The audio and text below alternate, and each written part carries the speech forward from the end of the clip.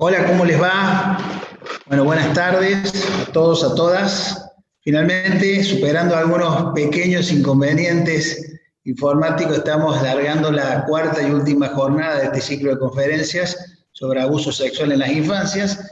Y bueno, el agradecimiento a todo el equipo que ha venido trabajando, sobre todo los amigos de informática, porque hoy ha sido un día complejo en esto pero estamos largando finalmente con éxito esta última jornada. El agradecimiento a todos los presentes que nos han seguido y han sido parte de este ciclo durante todo desde que comenzó, con un acompañamiento realmente inusitado.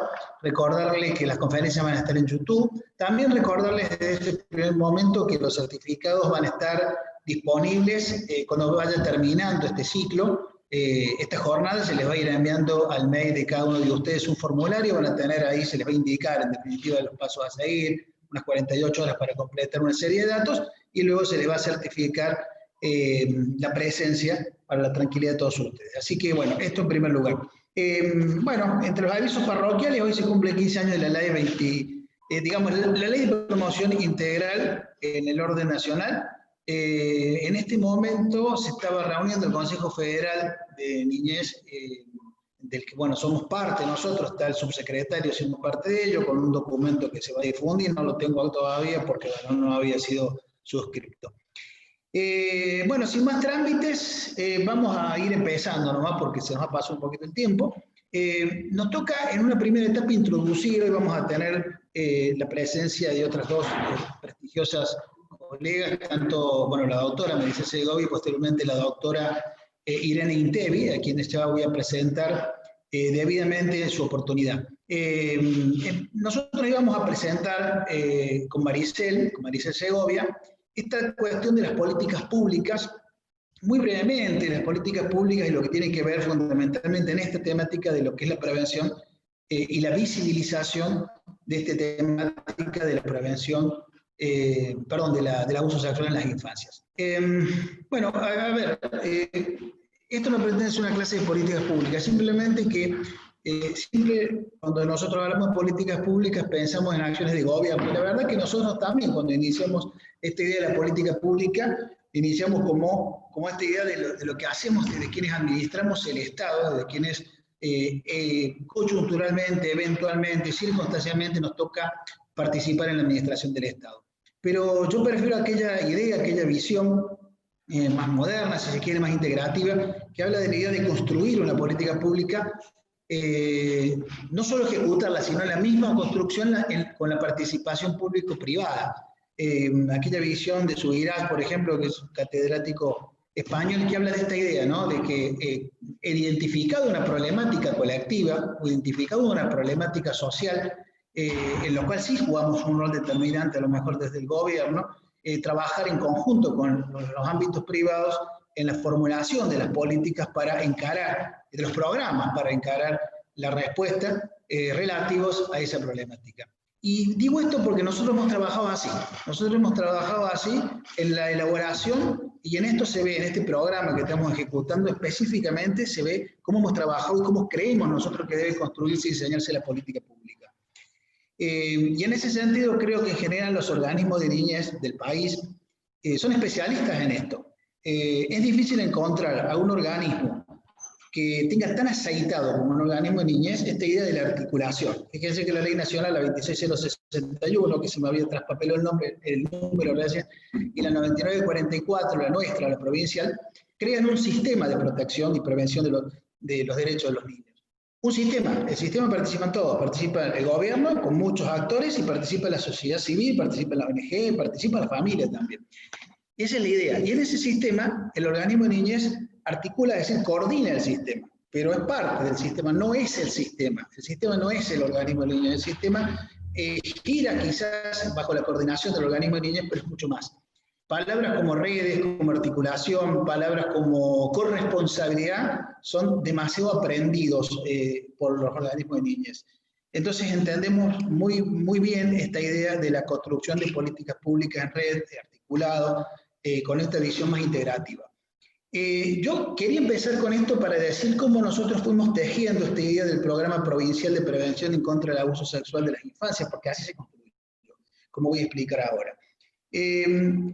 ¿Nosotros qué problema teníamos? ¿Qué problemas identificamos como problema colectivo a solucionar? El problema del abuso sexual en las infancias, que en algún congreso, algún consejo provincial definimos como una tragedia, recuerdo, hace 2 años atrás. Los números hablaban de esto. Yo no voy a hablar de números porque no me dan los tiempos, pero los números están hablando los especialistas y son por demás probados que son una tragedia. Pero a ese primer problema se sumaban otros problemas. El abuso sexual es contra los niños, o sea, el primer problema es que las características de la víctima. La víctima, chico que no sale y no cuenta y no dice me abusaron esto, sino que tiene su propio lenguaje, como decía la licenciada López la vez pasada, decía que saber hablar el lenguaje de los niños.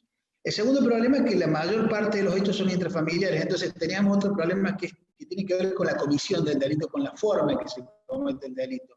Ahí se produce aquello de la vergüenza, el temor. El niño ni siquiera sabe que es abusado, no lo entiende porque lo abusa aquel que lo tiene que proteger. Entonces ya tenemos 2 problemas que se suman al problema general.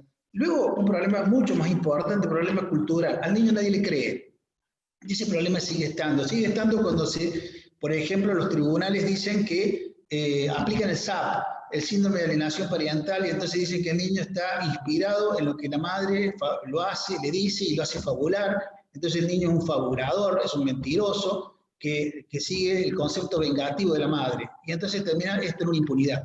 Entonces tenemos otro problema, la falta de respuesta del Poder Judicial, y esto lo digo también como parte del sistema, somos todos el sistema. Y me parece que tenemos que trabajar también sobre las cosas que entendemos que no están andando bien. Tenemos otros problemas, entre ellos el problema de las estadísticas. Ni el Ejecutivo ni el Judicial, nadie tiene estadísticas muy serias. Estamos empezando a construir estadísticas. Todas las estadísticas que tenemos son todas parciales, son todos parches, pero el primer problema es identificar los problemas para empezar a solucionarlos. La verdad es que las estadísticas eran un problema. Sobre estos problemas nosotros trabajamos con objetivos generales. Desde Córdoba hemos diseñado un montón de actividades en estos años, que hoy puedo decir que el primer objetivo era la prevención y la visibilización del problema. Esto fue desde el primer momento, pero los otros objetivos también se fueron definiendo con el plazo, con el tiempo, porque nadie tiene, digamos, nosotros estamos viendo el camino recorrido con el diario del lunes, pero no es que sabíamos de antemano todo lo que íbamos a hacer, ni siquiera teníamos en claro todos los objetivos.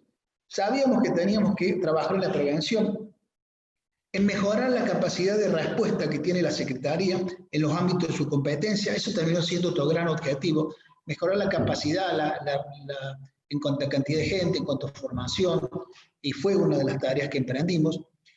En ese sentido sabíamos y nos propusimos con el tiempo trabajar la interdisciplina, la intersectorialidad, pero quiero recalcar esto, en el ámbito de las competencias de cada uno.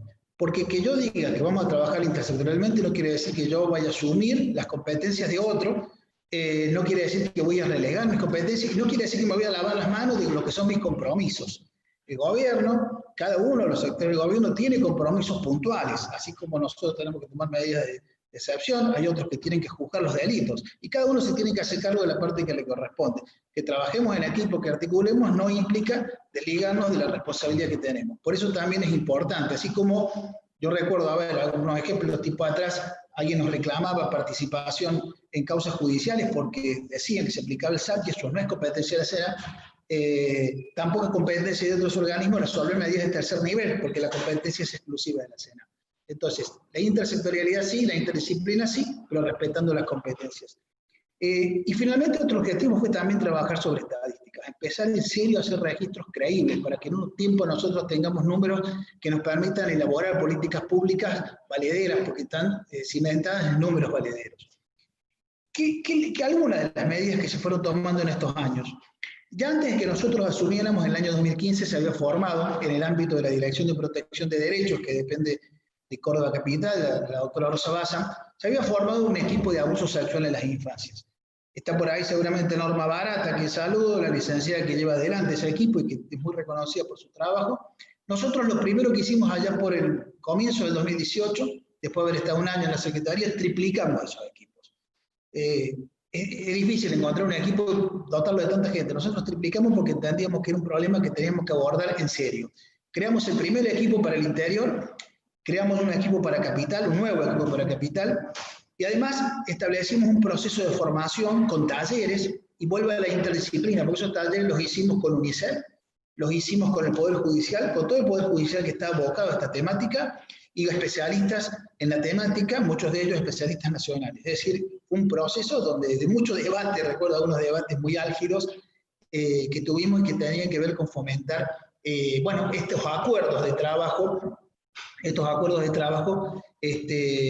nuestros respectivos ámbitos. Bueno, otra de las medidas, discúlpenme, estoy viendo por ahí la obra, otra de las medidas que sin ninguna duda para nosotros fue fundamental, y voy a ir acortando algunas cuestiones, el año pasado, a comienzo del año pasado, en el año 2019, yo le pedí, como presidente del Consejo Provincial de Niñez, le pedí al Consejo que el Consejo elaborara un programa provincial para trabajar contra el abuso sexual. Fue una decisión política, no queríamos elaborarlo nosotros, queríamos que lo elaborara el Consejo.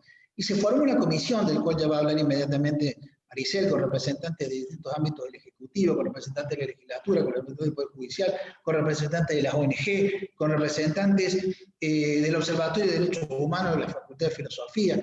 Es decir, un conjunto de gente que, abocada generalmente a la niñez, formó una comisión en el ámbito del Consejo y elaboró un programa que yo lo único que hice como secretario probarlo por la resolución, si no me equivoco, 18 el año pasado, que aprobó el programa provincial de prevención en contra del abuso sexual en las infancias. Esto es demostrativo de aquello que decía antes, la forma de construir políticas públicas con la participación pública-privada. También hemos llevado la inquietud, yo he sido consejero y soy consejero y he sido vicepresidente del Consejo Federal de Niñez, hemos llevado la propuesta el año pasado de construir un programa federal. Bueno, el tiempo que vivimos no ha sido propicio para ello, pero yo no dudo que lo vamos a hacer. Hemos firmado hace poco, en junio de este año, un documento con los 85 referentes del país, cuestionando la aplicación del síndrome de alienación parental por considerarlo una herramienta no solo carente de valor científico, sino también que perjudica y vulnera los derechos de los niños a la hora de tener que investigarse y dilucidarse los delitos de los que son víctimas. Además quiero recalcar, hay otras cuestiones, pero las voy a obviar por tiempo, pero yo quiero recalcar una cosa por respeto a los trabajadores de SENAP. La SENAP ha estado trabajando durante toda la pandemia como un servicio esencial. Los trabajadores de SENAP no han tenido descanso. Muy pocos, hay algunos sectores que han logrado hacer teletrabajo. Entre ellos el equipo de abuso sexual en las infancias ha estado trabajando durante toda la pandemia. Y esto es muy importante rescatarlo porque implica un agotamiento, un esfuerzo, un sacrificio muy grande de los equipos que hay que reconocer y bueno, aprovecho para felicitar a todos los equipos de la Secretaría. Hay otras cuestiones, yo me enorgullezco de que el año pasado pudimos crear el Consejo Provincial Adolescente, y entre el Consejo Provincial Adolescente la primera temática que se debate es la necesidad de la educación sexual integral. Y nos sirve también el Consejo, más allá de que ellos discuten sus propias temáticas, para trabajar en esta línea de la prevención del abuso sexual en las infancias. Creemos que también es otro punto de inflexión. Bueno, hay otras cuestiones, pero simplemente vamos a ir avanzando. Nosotros, como algunas pautas que venimos trabajando para que se conozca la realidad de la provincia, decimos que tenemos entre un 12 y un 16% de los casos que nos llegan a la SENAP que son de abuso sexual en las infancias.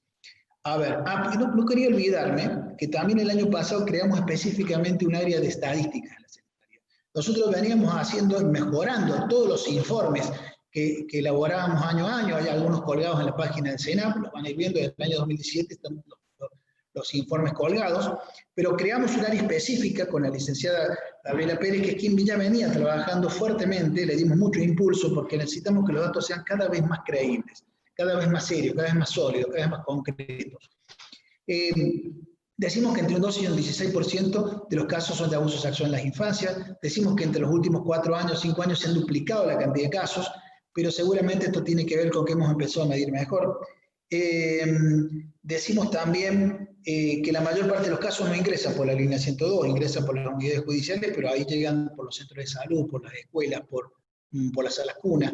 Esto tiene que ver con que el chico no toma el teléfono y llama, tiene que ver con que lo detectan los mayores. Esto es importante, quien detecta, no, el niño detecta, alguien lo detecta al niño, el chico no toma el teléfono y llama y dice me están abusando. Entonces es importante el trabajo de los operadores, formándose con los indicadores para poder determinar y para poder detectar que el niño está siendo víctima de un abuso. La mayor parte de los casos son intrafamiliares, el 80% de las víctimas son mujeres, niñas, la inmensa mayoría de los abusadores son varones. Y la franja mayoritaria donde se produce el abuso, la franja etaria, el 41% son niños de 6 a 12 años. Nosotros entendemos que se trata, para ir terminando, de una problemática social, que no podemos abordarla, y así lo venimos trabajando. Ni desde lo delictivo, es un delito, debe ser sancionado, no puede haber impunidad, pero no es un tema delictivo. Tampoco desde lo psicológico, es un problema psicológico, un niño debe ser abordado, tratado, pero no es solo un problema psicológico. Entendemos que es una conflictiva social, así lo trabajan nuestros equipos, y ese es el abordaje que entendemos que hay que darle, un abordaje integral en definitiva. Va a hablar Maricel seguramente de las tareas pendientes. Nosotros creemos que entre esas tareas pendientes tenemos que profundizar las estadísticas, tenemos que mejorar el paradigma cultural que al niño lleve a creerle, que entender que el niño no fabula. No es automático, no es que el niño diga pero tampoco la otra posición, aquella extrema que dice que el niño está fabulando en casi todos los casos. Entendemos que el niño hay que creerle, y ahí sí hay un cambio cultural que hay que terminar de hacer. Entendemos que tenemos una tarea pendiente de protocolos con los que estamos trabajando con todas las áreas del Ejecutivo. Entendemos que debe afianzarse el trabajo de la educación sexual infantil de una vez por todas, porque ese es un tremendo elemento para que los chicos aprendan a conocer su cuerpo y por lo tanto aprendan a saber cuándo están siendo víctimas de abuso o no, es decir, aprendan también, es un elemento de prevención y así hay que verlo, más allá, despojado de toda otra ideología. Y queremos, entre otras cosas, quiero ir cerrando porque los tiempos me están dando justo, creemos que necesitamos definitivamente lograr el involucramiento de toda la comunidad. Por aquello que decíamos, que este no es un problema psicológico, individual, es un problema social, y cuando todos aprenden a mirar, por eso aquella muletilla, no miremos para otro lado, cuando todos aprenden a mirar seguramente vamos a estar más cerca de ir afrontando esta problemática, solucionándola en algún punto, por lo menos salvando algunas pequeñas víctimas que no tienen quien los oriente si no somos nosotros los mayores. Bueno, yo no me quiero extender más, les agradezco mucho, simplemente quería contarles muy sucintamente algunas de las cosas que venimos haciendo en Córdoba. Evidentemente de estas cosas podríamos hablar muchísimo más tiempo, pero nuestra intención ha sido simplemente muestreo, unos títulos de las políticas que venimos desarrollando. Y sí, le voy a dar la palabra inmediatamente para continuar con esta línea a Maricel Segovia. La doctora Maricel Segovia, a quien saludo y celebro, Maricel, que estés recuperada. Recuperada, no te vivo ahora, debes estar por ahí en algún lado. Bueno, me alegro verte nuevamente, aunque esta vez del otro lado del monitor. Maricel es abogada, es docente de la Universidad Nacional de Córdoba, casualmente, bueno, en la temática de niñez, miembro del Observatorio de Derechos Humanos de la Facultad de Filosofía de la Universidad Nacional de Córdoba.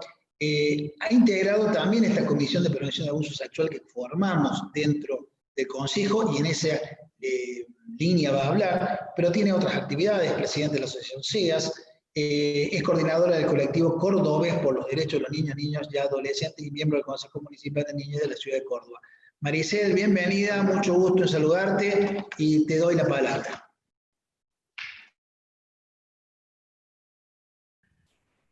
Buenas tardes, gracias secretario, muy amable. Bueno, sí, buenas tardes a todos y todas. Desde la Comisión de Prevención de Abuso Sexual en las Infancias, como lo explicó el secretario, que es parte del Consejo Provincial de Niñez, agradecemos la oportunidad de poder compartir un poco los trabajos que venimos haciendo, los ejes y las preocupaciones que vamos teniendo.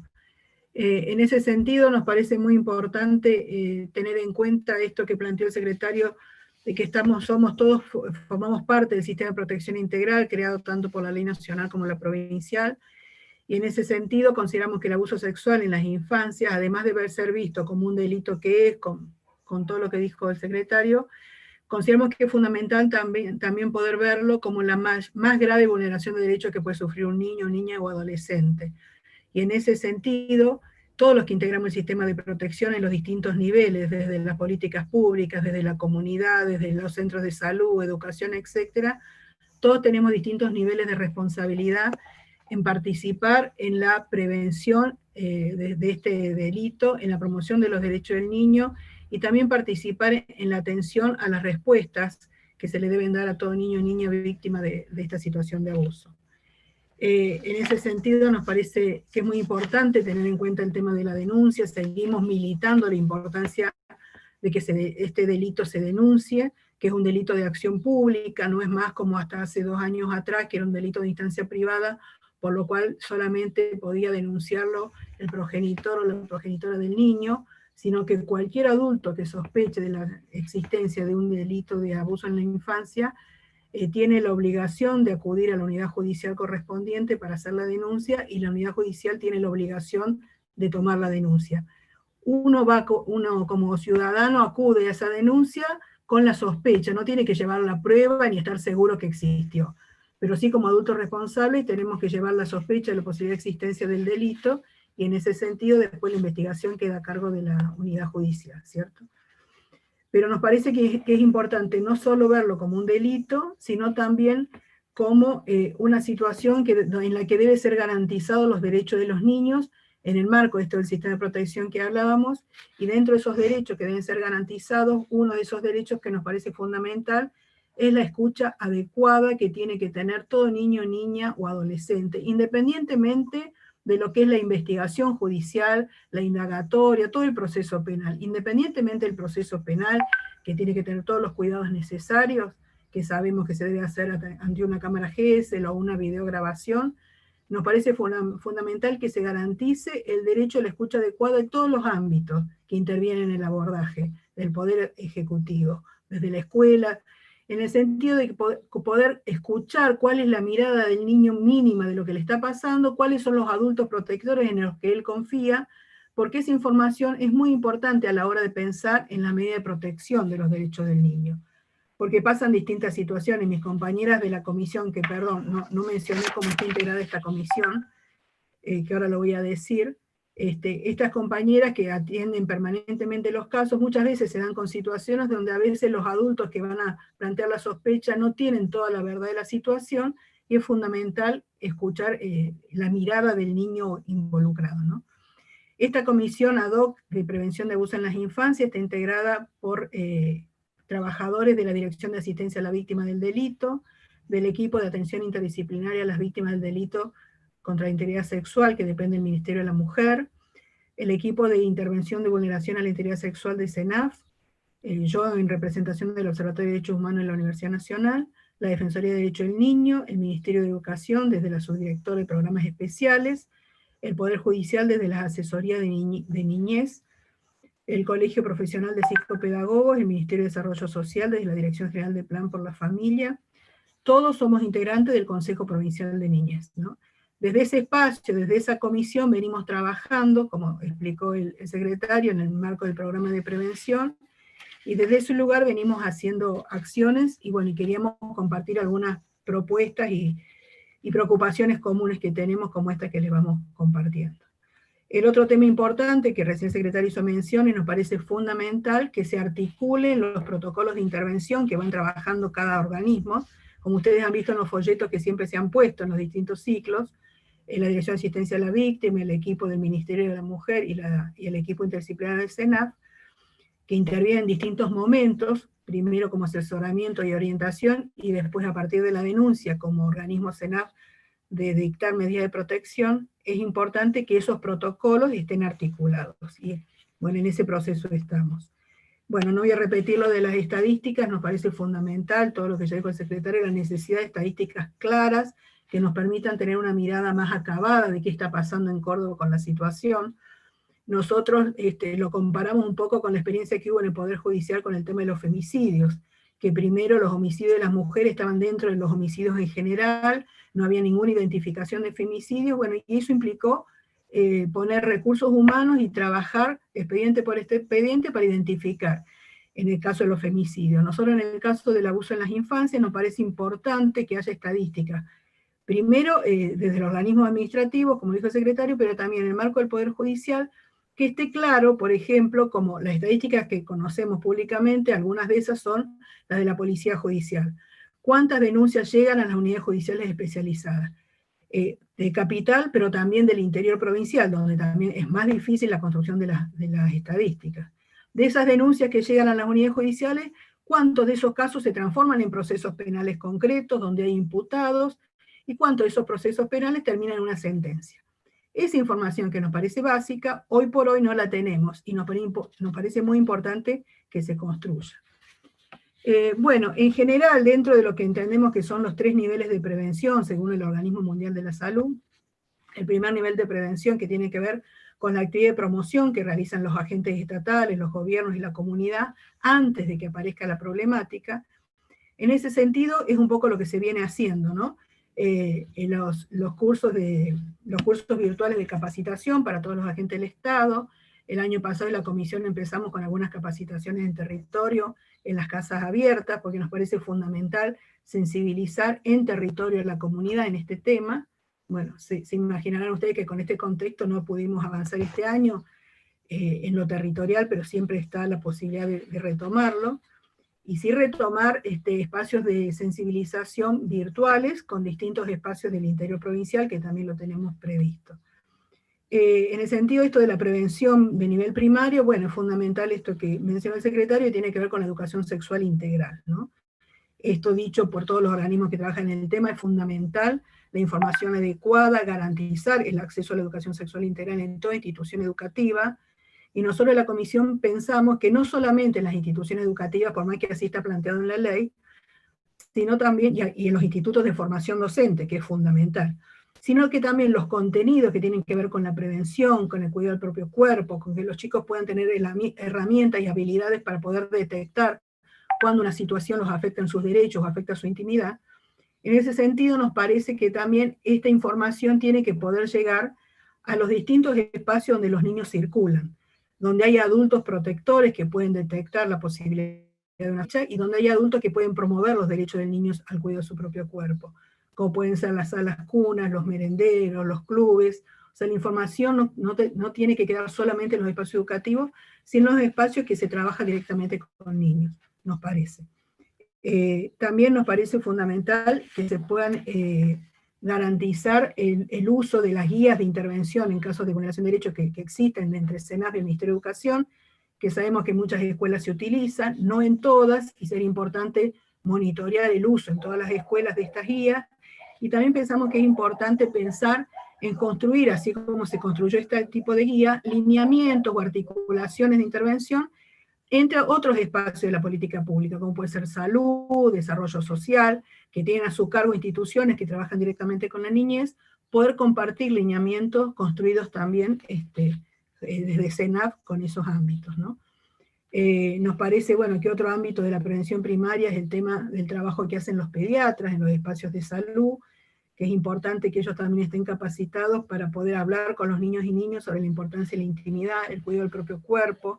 Es un actor también, así al igual que salud, primordial en esto de poder detectar las situaciones que pueden pasar por el abuso en los niños. Nos parece fundamental también, como una forma de fortalecer a los niños en este sentido, crear espacios genuinos de escucha, diálogo, confianza y aprendizaje para los chicos, para poder dotarlos de herramientas para cuidarse, saber cuáles son sus deseos, cómo intervenir cuando algo les gusta o no les gusta. Bueno, en ese sentido el espacio de garantizar un espacio de escucha nos parece importante, y en este sentido, si vamos al ámbito judicial, también nos parece importante promover la existencia de los abogados del niño, que en Córdoba tenemos la ley desde el año pasado, que está en proceso de reglamentación. Hemos tenido la experiencia, en muchos casos, tanto en Córdoba como en otros lugares, que la importancia de que los niños cuenten con su propio abogado del niño para poder ser escuchar su palabra en el proceso penal. En Córdoba tenemos experiencias donde se han abierto causas que estaban prácticamente archivadas a partir de la presentación del abogado del niño, ¿no? Nos parece en este primer nivel de intervención la importancia de multiplicar todo tipo de acciones de sensibilización, difusión de información adecuada, construirlas desde cada ámbito. Nosotros en la comisión promovemos algunas, pero se pueden multiplicar desde cada ámbito, con la creatividad que cada ámbito tiene, desde las propias escuelas, del nivel inicial. Todas esas acciones de sensibilización en el tema nos parecen que suman y que son fundamentales. También un tema que la comisión nos preocupa y que se podría pensar por ahí acciones del Consejo Provincial de Niñez, es revisar y hacer propuestas a los medios de comunicación del modo de abordar estos temas del abuso en las infancias. Muchas veces, cuando se comunican estos temas, se dan datos o detalles sensibles que tienen que ver con la vida privada de los chicos, con su domicilio, o con la escuela que concurren, y realmente eso es una situación de total revictimización que no corresponde. Y por último, en el primer nivel de prevención, nos parece importante promover amplias campañas de sensibilización en el tema, que es uno también de los objetivos que tenemos en la comisión, de que se puedan hacer campañas públicas con distintos dispositivos, en las distintas redes, en los colectivos, bueno, como se han hecho en Córdoba con distintas situaciones o vulneración de derechos. Nos parece que este tema hay que trabajarlo en lo público, y sobre todo que llegue también al interior provincial, donde sabemos que a veces la naturalización del incesto, de distintos tipos de abuso, es más amplia que en las ciudades grandes, ¿no? Con respecto al segundo nivel de intervención, que tiene que ver con la detección temprana de la situación, sabiendo que el abuso en general se produce de forma sistemática y cronificada en el tiempo, nos parece en ese sentido la importancia de fortalecer las capacitaciones a los efectores directos que trabajan con niños y niñas para poder detectar tempranamente cuando los niños pueden haber sido víctimas de abuso. En ese sentido nos parece importante difundir, como se hizo en el ciclo anterior, en la charla anterior que estuvo la doctora Cecilia López, signos de alerta, signos de indicadores básicos que conozcan los adultos que trabajan con niños, para poder estar más atentos y buscar después a través de los organismos correspondientes orientación para llevar adelante las denuncias correspondientes. En el sentido de detectar tempranamente, son muy importantes todas las acciones de promoción del derecho a la salud, al cuidado del propio cuerpo, a la información adecuada, ¿no? Esto también es fundamental. En ese sentido, de una vez que se pueda llegar a detectar el abuso, es importante también estos lineamientos que hablábamos de la articulación entre CENAF y los distintos organismos públicos. Y por último, con respecto al tercer nivel de prevención, que tiene que ver con cuando ya existió el abuso, ya se comprobó que existió o se sospecha que existan, ahí es muy importante la realización de acciones que puedan posibilitar un abordaje integral adecuado, desde la asistencia, desde el tratamiento. Ahí nos parece fundamental las articulaciones con el territorio, es decir, que tanto el equipo del DIS, o del equipo de los delitos contra la integridad sexual del Ministerio, como la Dirección de Asistencia a la Víctima, puedan tener diálogos con espacios de salud, de educación vinculados al niño que se considera sospechoso de haber sido víctima. Como el equipo de CENAF, es muy importante que se articule como lo hacen, como lo plantean, porque realmente la necesidad lo lleva a eso, y nos parece que eso es muy importante en el marco del sistema de protección, que cuando el equipo de CENAF tiene que tomar medidas de protección para asegurar el restablecimiento del derecho a la salud de los chicos, el acceso a un tratamiento terapéutico y las medidas que acompañen a esos adultos protectores, que ahí se puede articular con los distintos programas que hay en territorio, que pueden tener como una mayor cercanía a la familia y poder saber qué adultos protectores, con qué adultos protectores se puede contar, como puede ser el programa de casas abiertas, una sala cuna, un centro de salud donde los chicos tienen el control pediátrico, la escuela donde concurren. Esas articulaciones en territorio son fundamentales para acompañar realmente el proceso de estos niños y estos adultos protectores, que muchas veces es muy revictimizante. Sabemos todos que el proceso es largo, es complejo, y es fundamental ahí que este niño y estos adultos puedan ser acompañados por medidas desde el Estado, ¿no? Y desde la comunidad. En ese sentido, bueno, rescatamos la importancia del trabajo intersectorial que el secretario ya comentó, y también en este tercer nivel de intervención, una vez que el delito ya ha ocurrido, nos parece fundamental la difusión y la garantización del acceso a la información de las niñas y adolescentes víctimas de abuso con respecto a la interrupción legal del embarazo, que es una ley nacional, que hay protocolos a nivel nacional, que han sido trabajados por UNICEF, por la CENAF. Es fundamental que, con el respeto a la confidencialidad y acompañamiento necesario, toda niña o adolescente que llegue a ser víctima pueda contar con esa información adecuada en el marco del respeto a su derecho a la intimidad. Otro tema que nos parece tener en cuenta en este tercer nivel, cuando ya el delito existió, es poder conocer la información, así como hablamos de las estadísticas, también conocer en Córdoba, en Capital y en el interior, cuántas cámaras GESEL existen, procesos de videoconferencia existen, para saber si lo que hay es lo suficiente o necesitamos promover más cámaras GESEL con más personal capacitado, porque eso es un primer paso fundamental, que los niños no tengan que esperar demasiado tiempo para hacer escuchada su declaración en el proceso penal. Eso también es un tema que nos parece fundamental tener en cuenta. Y bueno, y por último, algunas de las propuestas que pensamos en este contexto necesarias a avanzar, tienen que ver con poder pensar juntos modalidades de intervención que se adecúen en este contexto de pandemia, porque todos sabemos las dificultades que hay de que se pueda conocer la situación de abuso o violencia que sufren los niños al no estar concurriendo en las escuelas. Nos preocupa mucho la cifra negra que tiene que haber crecido en ese sentido. Entonces nos parece importante poder pensar juntos una modalidad de intervención que tenga que ver con los contactos que los chicos hoy tienen en el territorio, que a veces son las copas de leche, los merenderos, el apoyo escolar, poder pensar una modalidad de intervención, poder trabajar o pensar, elaborar lineamientos para trabajar en la prevención en espacios comunitarios, directamente pensando en lo comunitario.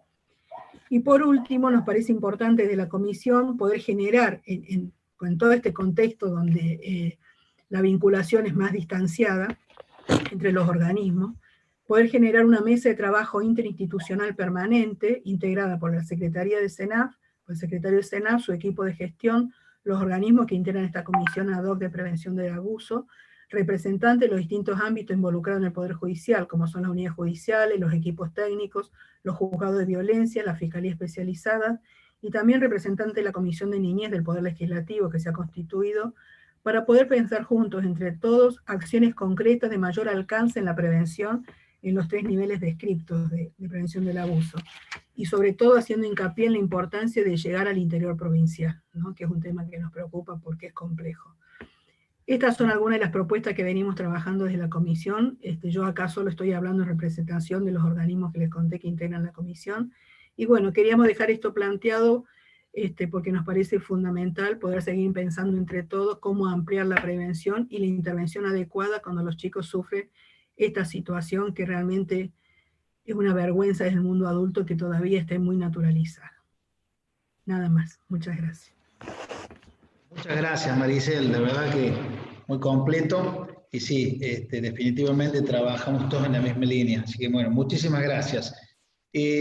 Vamos a dejar de lado alguna placa para darle la palabra al expositora central del día de hoy, que es la licenciada Irene Intevi. Solo recordarles que pueden realizar todas las consultas que quieran mediante el chat, que acá los anfitriones van a ir seleccionando y se las vamos a transmitir a los conferencistas cuando termine. Y que les va a estar llegando un formulario ahora en el mail, en un rato, en el día de hoy, para que tengan 48 horas, ustedes lo completen y puedan ser acreditados y puedan tener la certificación. En la conferencia central, la licenciada, la doctora Irene Intevi, va a hablar sobre estrategias de abordaje del ASI en el marco de la protección. Irene Intevi es médica psiquiatra infanto-juvenil y psicóloga clínica, graduada de la Universidad Nacional de Buenos Aires.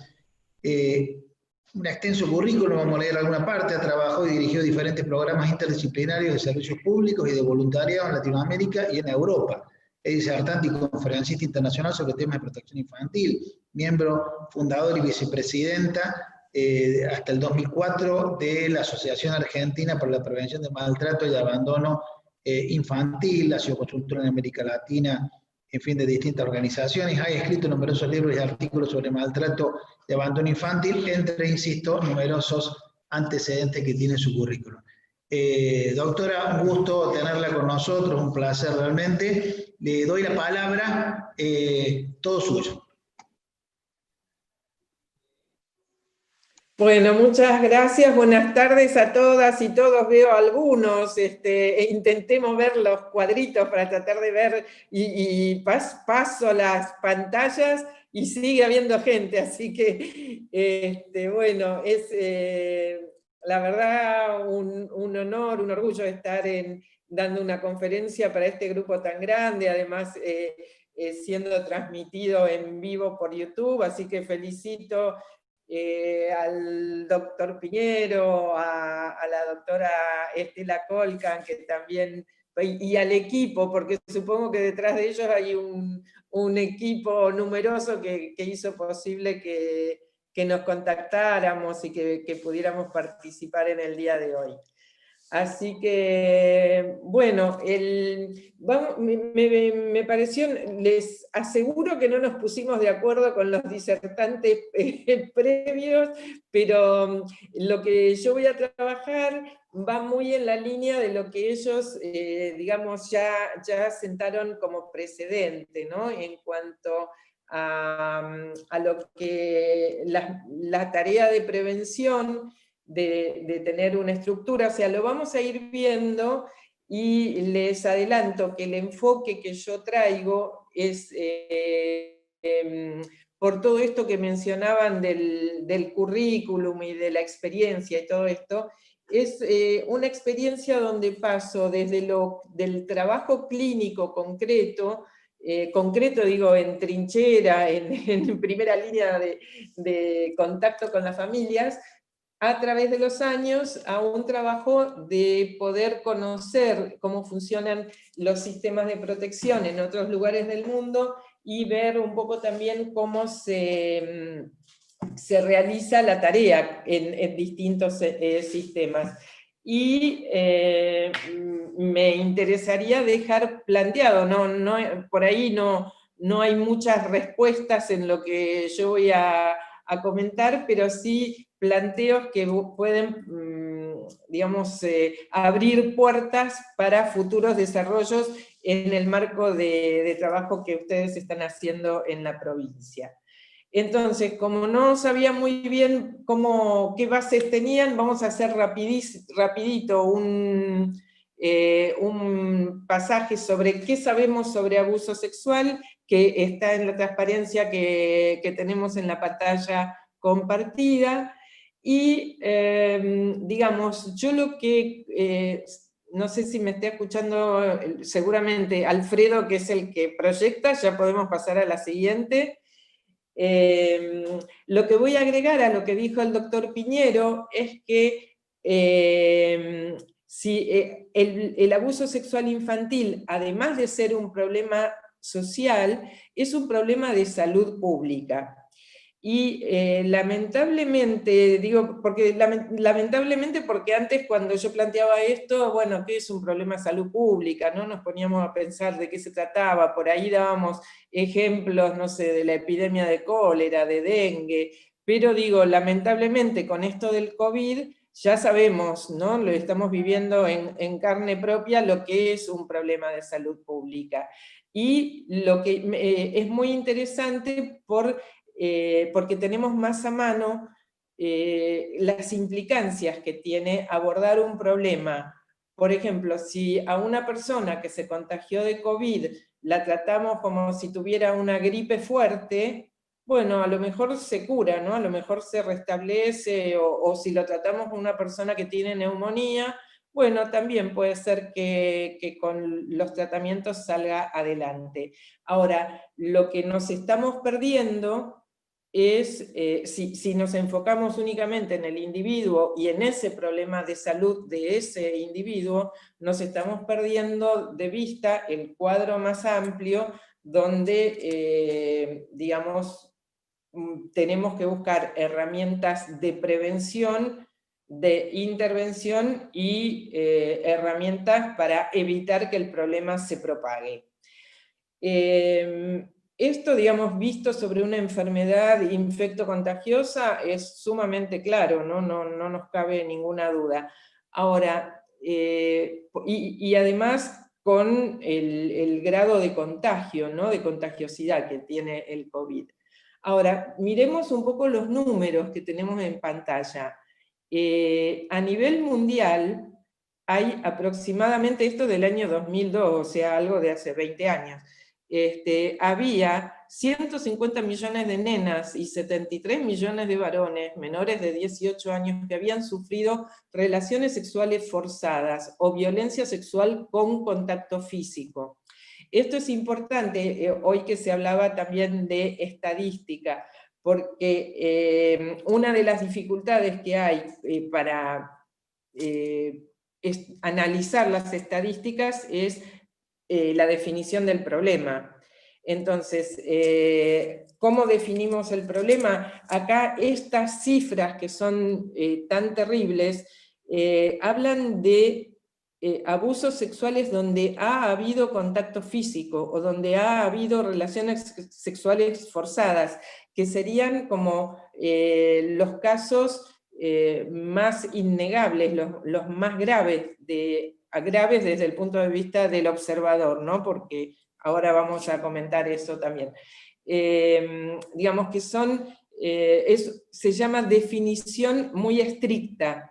Una definición más amplia hablaría de contactos sexuales inadecuados o acercamientos sexuales inadecuados, y eso ya nos daría una cantidad de chicos mucho mayor que la que está apareciendo en estas cifras que yo les estoy dando.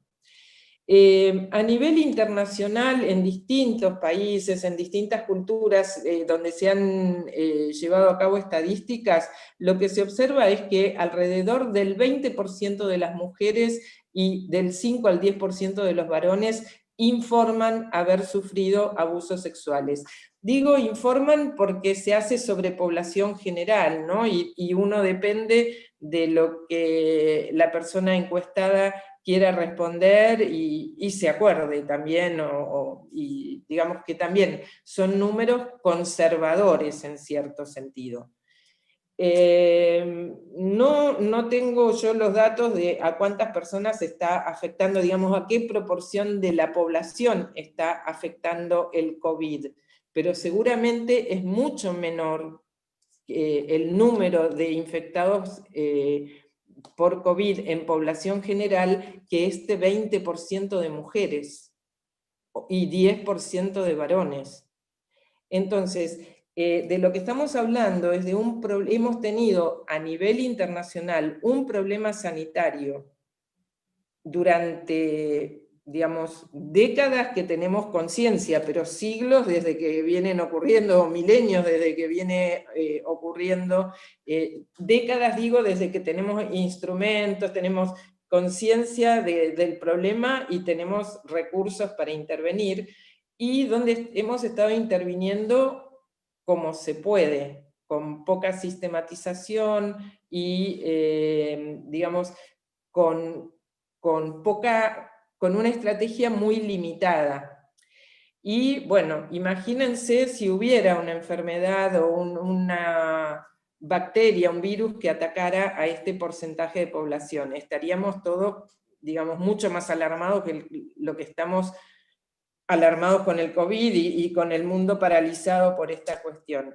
Ahora, inexplicablemente, dicho con ironía, no se había hecho hasta hace muy poco, hasta hace unos 10 años más o menos, ningún intento de abordar el abuso sexual o la violencia contra los niños en general con esta mirada, con una mirada de salud pública.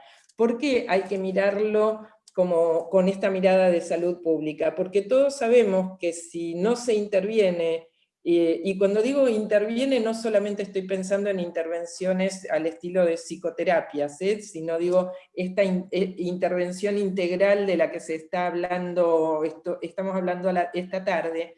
Sabemos que si no hay una intervención, este problema tiene consecuencias muy graves para la salud, el desarrollo y el bienestar de los chicos. Entonces, esto a corto, mediano y largo plazo tiene consecuencias sanitarias sobre la población de un país. Y sabemos que la violencia contra los chicos trae, bueno, reiteración del ciclo de violencia, victimización de las mujeres, trae problemas de consumos y adicciones a drogas, trae problemas de delincuencia, o sea que, digamos, las consecuencias de no intervenir ante la violencia intrafamiliar contra los niños y niñas hace que la población adulta tenga unos problemas sanitarios que después tienen que resolverse. o resolverse, o en caso también de enfermedades crónicas, que tenga que los gobiernos, los estados, encargarse de dar respuestas a esas situaciones. Aquellos que les interese este tema, la Organización Mundial de la Salud ha desarrollado unos estudios que se llama ACE, por las siglas en inglés, es AC de cama E, que son las experiencias adversas de la infancia y su influencia en problemas de salud concretos, tipo diabetes, hipertensión, digamos, problemas de salud que después cada país, cada sector de salud se tiene que ocupar. Y sorprendentemente, los porcentajes de gente que ha sufrido situaciones adversas en la infancia están muy representados en estas muestras de personas que tienen problemas de salud crónicos en la adultez. Con lo cual no es solo un problema en los vínculos que se va a encontrar, sino que lo que se transmite con la no intervención es una problemática incluso física. Entonces, este abordaje como un problema sanitario, además del abordaje como problema social, nos permite dar una respuesta o preparar estrategias integrales donde podamos o intentemos dar respuesta a los diferentes aspectos de lo que es, no solo, insisto, no solo el abuso sexual, no solo el maltrato contra los niños, sino la violencia en los vínculos familiares o en los vínculos de pareja en general. Pasamos a la siguiente.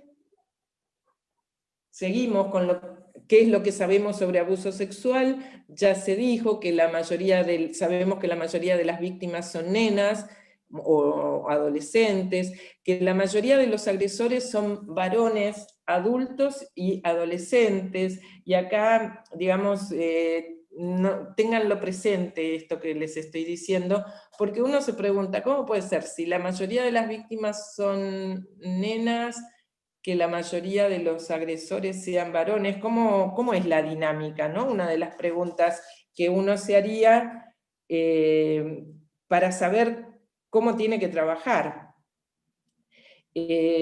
A su vez, tenemos intervenciones, por eso yo les decía, recuerden esto de la mayoría de los agresores son varones, la mayoría de las intervenciones priorizan a las víctimas. Y es lógico, porque no hay presupuestos infinitos y con presupuestos limitados para la intervención, prioritariamente se tiene que enfocar en las víctimas. Las estrategias de prevención más conocidas están centradas en las nenas y en las adolescentes como potenciales víctimas de abuso sexual y apuntan al empoderamiento, como mencionaba Maricela hace un rato, entre todos los instrumentos que hay en la provincia.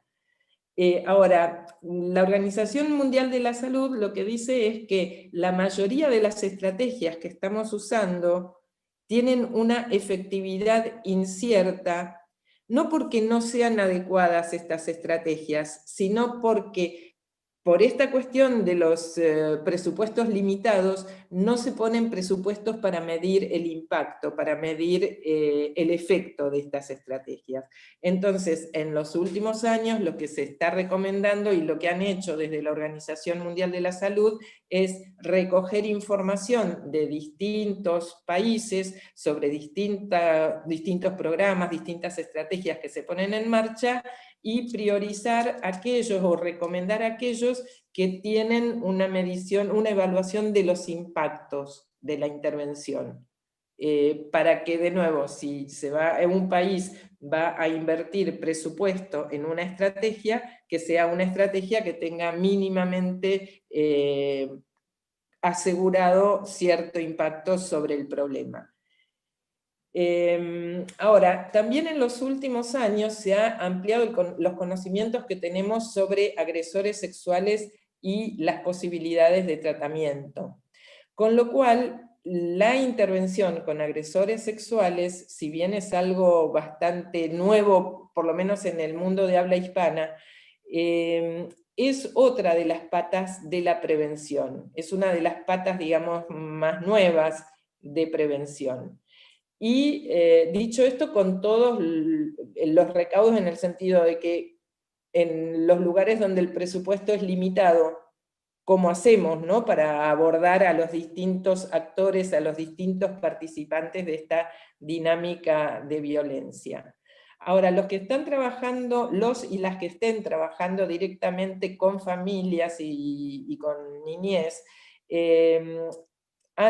seguramente tienen esta información de que muchas de las agresiones sexuales que les están ocurriendo a los niñitos y las niñitas son cometidas por jóvenes, incluso por muchachos en general menores de 18 años, o sea, por otras personas menores de edad.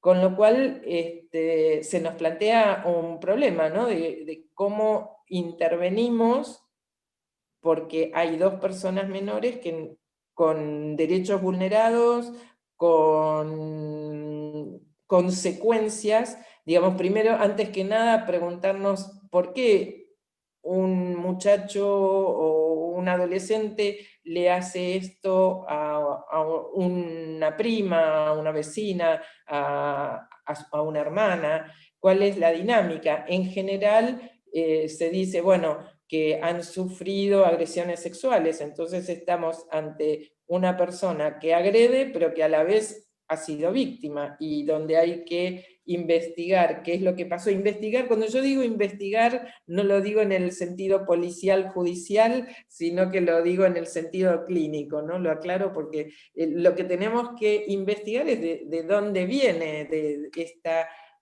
conducta, este comportamiento.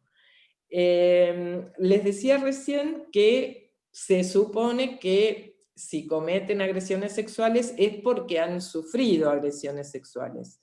Ahora, también sabemos que la mayoría de las víctimas, estas niñas que son víctimas que yo les señalaba al principio, las mayorías de las víctimas de abusos sexuales de ambos sexos no cometen agresiones sexuales.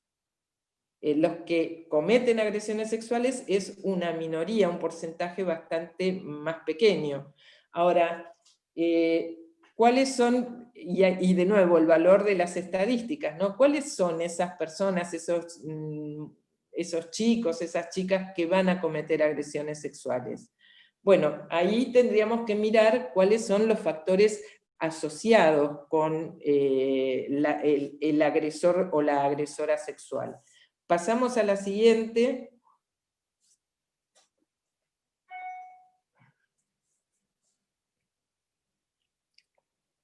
Y acá les pongo, en esta transparencia ustedes tienen, transparencia me hizo acordar a Alberto Fernández y las filminas. En esta filmina tienen el porcentaje en distintas estadísticas, en distintos países, cuál es la proporción, el porcentaje de abusos sexuales cometidos por niños y varones jóvenes.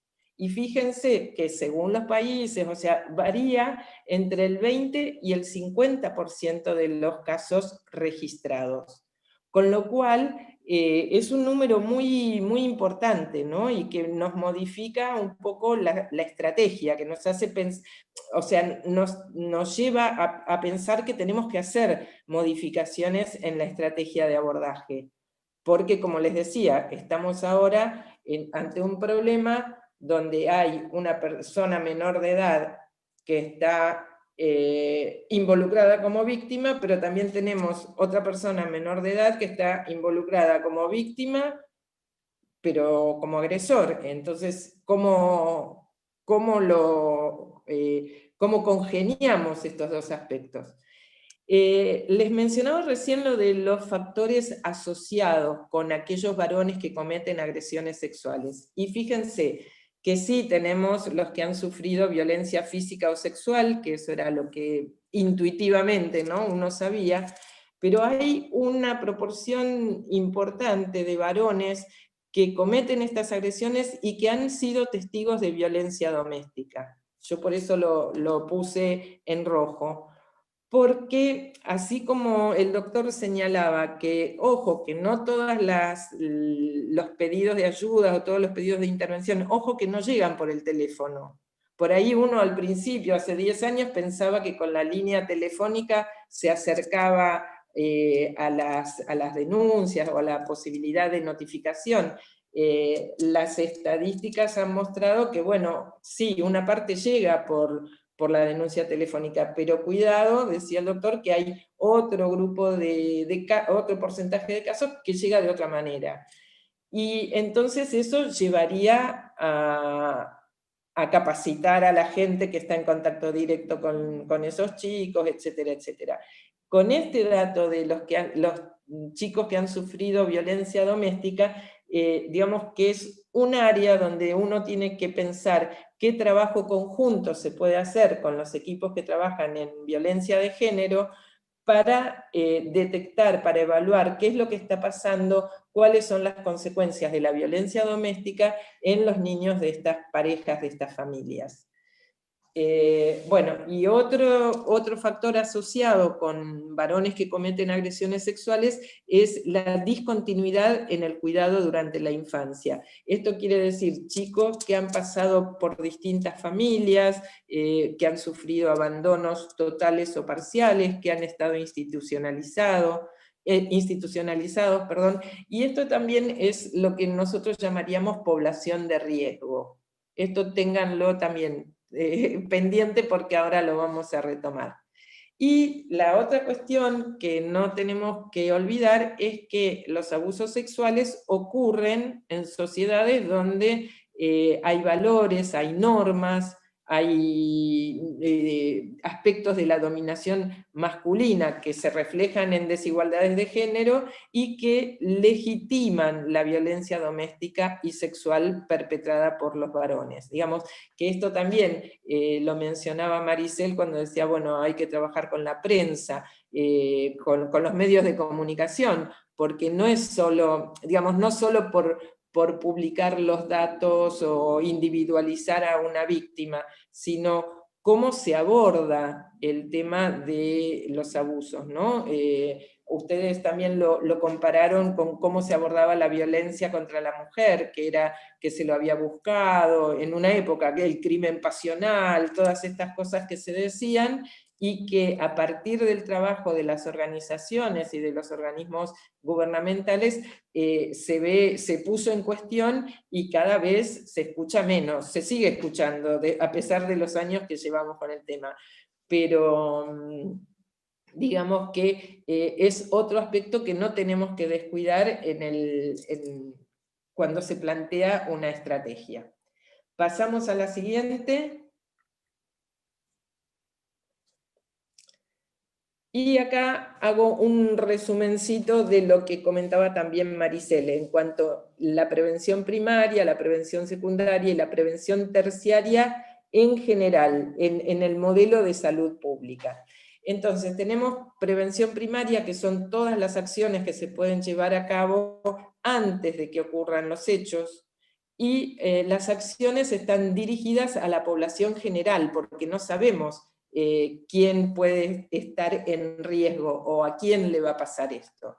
Entonces, digamos, en general, digamos, son las más abarcativas, pero las más inciertas, porque no, es más difícil medir el impacto que tienen las acciones de prevención primaria.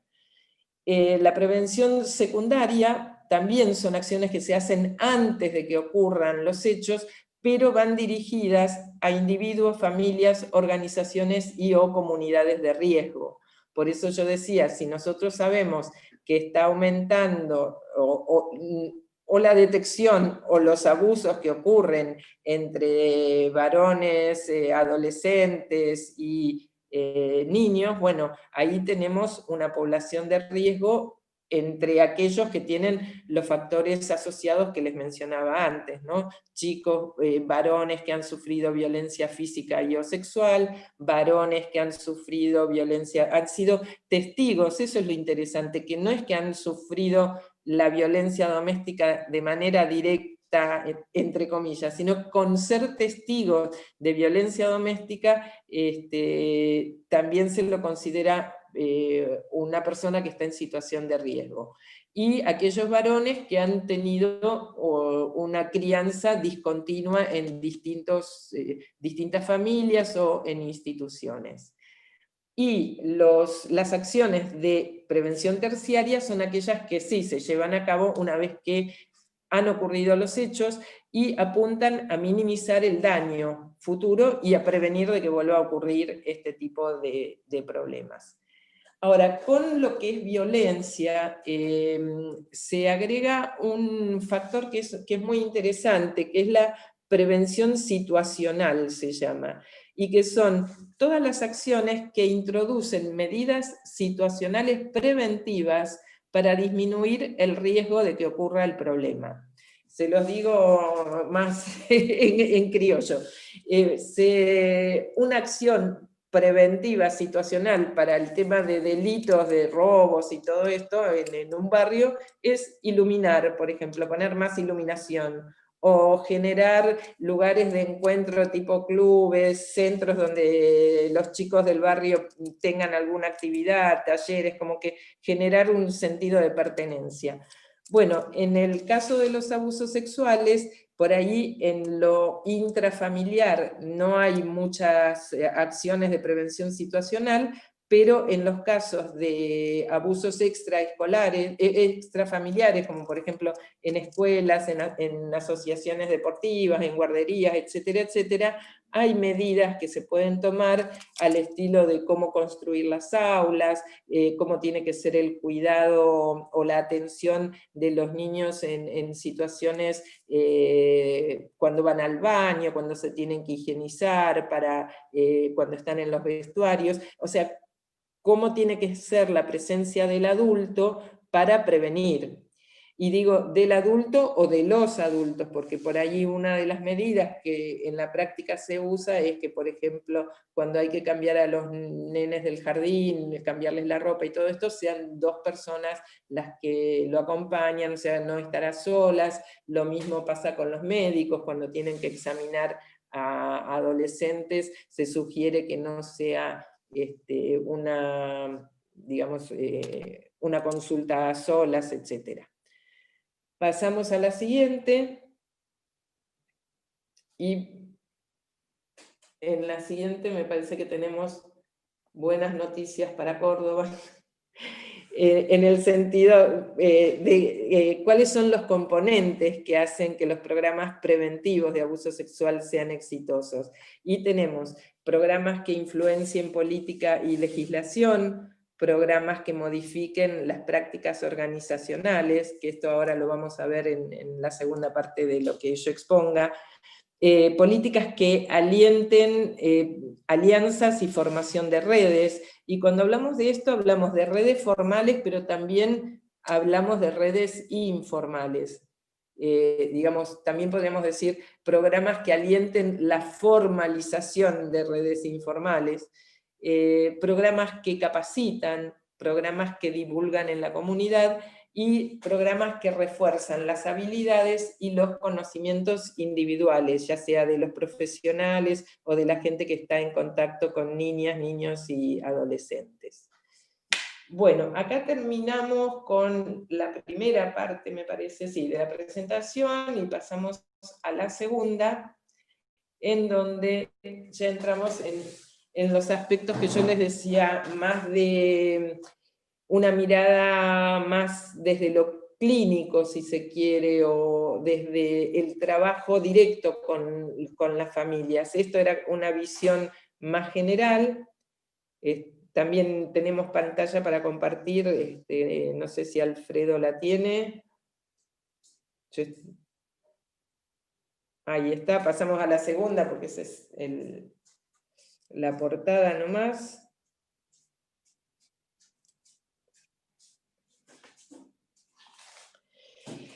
Y entonces cuando estamos pensando en abordajes, modalidades de abordaje, estamos hablando de enfoques que se enfoquen, perdón, en la protección, en la penalización, pero también en la reparación y la prevención. Y digamos que ya de por sí se habló hoy a la tarde de las dificultades que se plantean en el abordaje de las agresiones sexuales. Y esas dificultades, desde mi punto de vista, tienen que ver con que tenemos que enfocar tenemos que tener estas tres miradas, y que no siempre estas tres miradas coinciden al 100%. Es más, hay zonas donde no coincidimos, donde se nos complica y donde yo creo que cada comunidad, de nuevo, tiene que, digo como opinión propia, ¿no? Que cada comunidad tiene que buscar la manera de articular estas tres miradas, sabiendo que no vamos a coincidir al 100%, y esos lugares donde no coincidimos los técnicos, digamos, van a ser zonas de conflicto, y que a lo mejor tendremos que abordar situación por situación. ¿Y por qué estamos hablando de que las intervenciones tienen que tener este enfoque basado en protección, penalización, en reparación y prevención? Porque las agresiones sexuales a los niños constituyen, por un lado, como se dijo, violaciones a los derechos de los niños, niñas y adolescentes. Constituyen delitos. Y ahí está. Y, como les decía, tienen unos efectos sobre la salud mental y sobre la salud física que lo llevan a ser un problema de salud pública. Dicho esto, si bien no todas las agresiones, no todos los casos de maltrato infantil constituyen un delito, esto es aplicable a todos los tipos de maltrato infantil, que además suelen coexistir. Las tipologías, tanto maltrato físico, maltrato emocional, negligencia o abandono y abuso sexual, suelen coexistir. Con lo cual, muchas veces la detección del abuso sexual se produce en un contexto donde ya se detectó todavía no pasamos de transparencia, se detectan en chicos donde ya se había detectado una situación de maltrato. O sea que o se detecta, como se comentaba, gente que está trabajando con los chicos, o las maestras, los pediatras, familiares, o también puede ser una llamada directa, una revelación que realicen los chicos, o muchas veces se detecta como un segundo momento en la evaluación, en el estudio, en la intervención de otras formas de maltrato infantil. Ahora sí, pasamos a la siguiente. ¿De qué estamos hablando? Por eso ahora ya no me voy a enfocar solamente en el abuso sexual, sino que me enfoco en maltrato infantil en general. Un sistema de protección ante el maltrato infantil, lo que tiene que establecer con mucha claridad es ante qué situaciones se va a poner en marcha el proceso de intervención. Y esto también tiene que ver con lo que ustedes comentaban, que ya estuvieron viendo, que fueron esos indicadores, esas señales de alerta, digamos, eso es lo que va a poner en alerta el sistema, pero que no quiere decir que todas las situaciones de alerta sean igual a la confirmación de un abuso sexual. Quiere decir alerta y poner en marcha distintos pasos del proceso de intervención, que eso es lo que vamos a ver ahora en un ratito. A su vez tenemos que establecer las competencias de los distintos equipos y de los profesionales de esos equipos.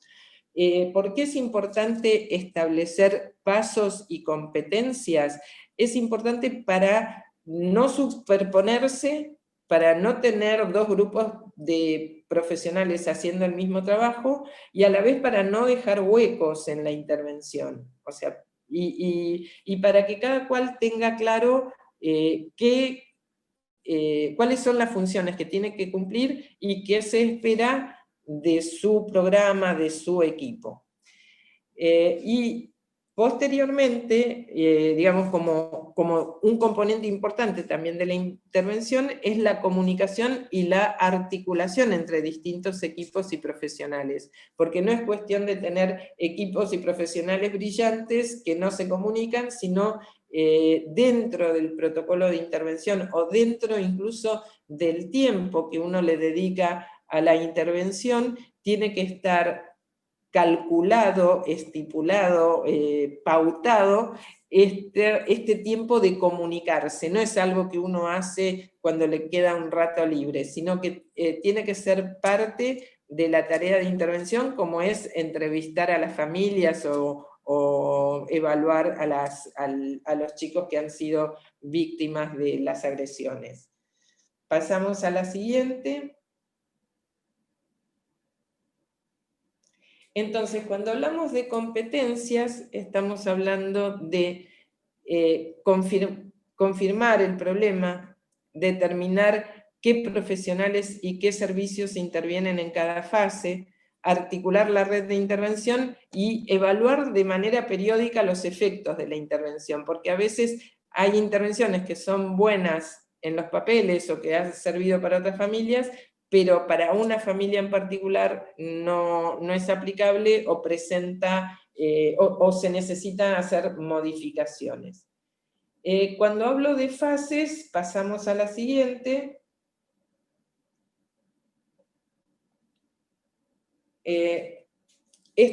Para mí es como la transparencia más importante de esta presentación, son los distintos pasos que se siguen una vez que se detecta, en la intervención en general, ante situaciones de violencia contra los chicos, no solo para abuso sexual. Entonces hay una fase donde se produce la detección y la notificación, otra fase donde se procede a la investigación, y ahora les comento qué entiendo por investigación, otra fase de evaluación, otra fase de toma de decisión, la intervención propiamente dicha, la puesta en marcha de un plan de casos, la reevaluación y el cierre de casos. Brevemente les comento qué es cada fase. Bueno, la detección es esto que hablábamos recién, que en general lo hace gente que no está especializada en infancia o no está especializada en violencia contra los chicos. Es gente que trabaja con nenas, nenes, adolescentes y que detecta ciertas situaciones que le parecen anormales. Y lo que tiene que tener claro este colectivo de gente que va a detectar el problema es qué es la notificación y a quiénes tiene que hacérselas, porque a veces la gente dice, sí, yo en esto no me meto porque fui a la policía y no me dieron bolilla, o fui, no sé, hablé con la directora del colegio y no hizo nada, o el director del hospital no elevó el informe. Bueno, esto como parte de la política es que la población esté enterada y tenga claro hacia quién tiene que ir dirigida la notificación.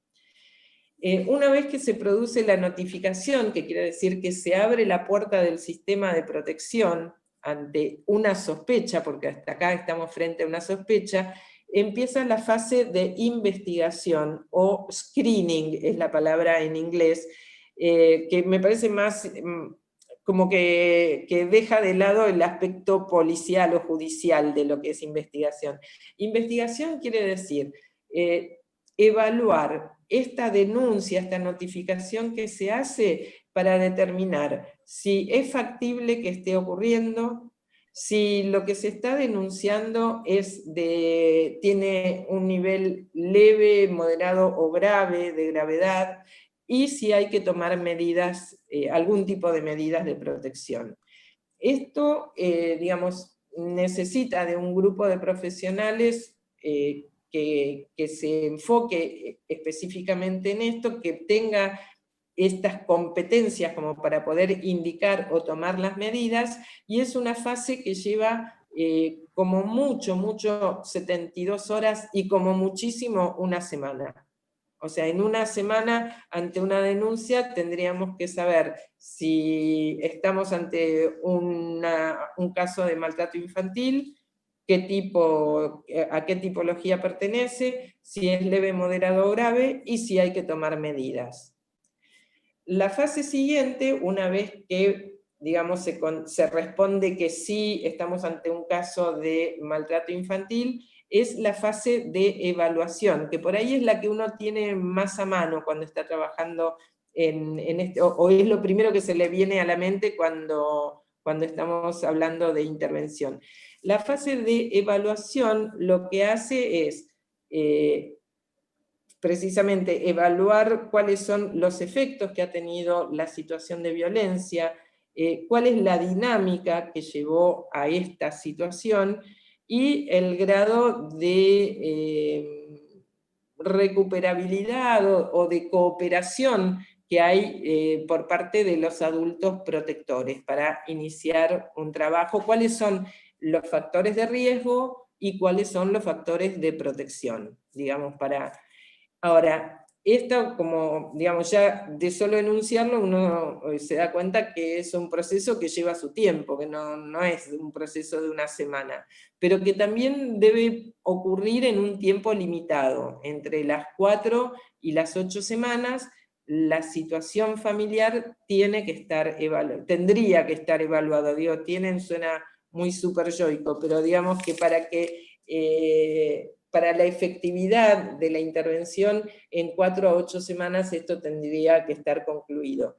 Y cuando hablamos de casos de abuso sexual, incluimos en lo que es evaluación, la evaluación de la sospecha, esas entrevistas especializadas que hacen. Acá ya nos vamos a meter en uno de los primeros problemas, porque uno dice, bueno, ¿y quién la hace? ¿La hace el Poder Judicial? ¿La hace algún otro organismo protector de derechos? ¿La hace un clínico? ¿La hace salud mental? Bueno, ahí nos ponemos a discutir, a ver, competencia de quién es la evaluación de la sospecha de abuso. Una vez que tenemos toda esta información, se procede a tomar decisiones en cuanto a cómo va a ser la intervención propiamente dicha. Y cuando hablamos de toma de decisión recién a 2 semanas a 2 meses de ocurridos la denuncia, estamos hablando de esta manera porque supuestamente en la fase de investigación ya tenemos decidido si hizo falta una medida de protección. No es que la nena o el nene quedan sin protección hasta este momento. Por eso lo que les quiero señalar es como, si bien pueden ser distintos equipos los que intervienen, o puede ser el mismo, hay que tener muy claro cuáles son las fases, porque están encadenadas y, digamos, según lo que se haga en una, se condiciona lo que ocurre en la fase siguiente. La toma de decisión quiere decir revisar cuáles son los factores de riesgo que se han detectado, cuáles son los factores de protección, cuáles son los efectos que ha tenido la situación de violencia en las víctimas, y el grado de cooperación que uno tiene de la familia para producir modificaciones. A partir de eso se decide, con los recursos que se tengan en la zona, cómo va a ser la intervención, porque claro, hay intervenciones que por ahí son muy sofisticadas, pero en el medio en el que ustedes están trabajando no se pueden llevar a cabo, y entonces habrá que ver de qué otra manera se abordan esos problemas. Y bueno, se pone en marcha ese plan de trabajo ¿para qué? Para disminuir los factores de riesgo, para aumentar los factores de protección y para elaborar las consecuencias que la situación de violencia tuvo en las víctimas. Como les decía anteriormente, esto necesita una reevaluación permanente.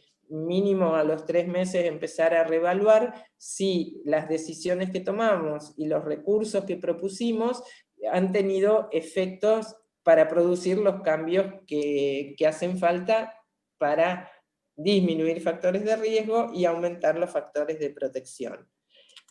En el caso de que haya éxito, un tiempo después se procede al cierre de caso, o lamentablemente a veces los cierres de casos se producen porque los chicos llegan a la mayoría de edad y ya no están dentro del ámbito de los programas de protección. Pasamos a la siguiente, no sé cómo ando de tiempo, igual no nos falta mucho, pero lo que viene es una explicación de lo que es investigación, que esto ya lo mencioné. Sí, andamos bárbaro. ¿Andamos bien? Bueno, seguimos entonces. Entonces les reitero, investigación, ¿cuáles son los objetivos de la investigación? Verificar la existencia de la situación de maltrato, evaluar la gravedad y la posibilidad de que vuelvan a ocurrir, y evaluar la necesidad de adoptar medidas de protección de urgencia y eventualmente adoptarlas. O sea, estas 3 cositas, entre comillas y con ironía, estas 3 cositas tienen que estar resueltas en una semana, digamos, como mucho. Y lo que corresponde a la fase de evaluación, que es la siguiente, a ver si nos pasa alguien. Tenemos que evaluar cuáles fueron las consecuencias de la situación de maltrato en el desarrollo del niño o la niña, determinar las necesidades de tratamiento y apoyo, determinar el pronóstico de capacitación parental. Y bueno, esto, como veíamos, lleva un proceso mucho más largo, porque hay que evaluar a la nena o al nene, evaluar eventualmente a los hermanitos, entrevistas individuales con la madre, con el padre, informes de la escuela, informes de servicios sociales, informes médicos, digamos que es un proceso mucho más complejo.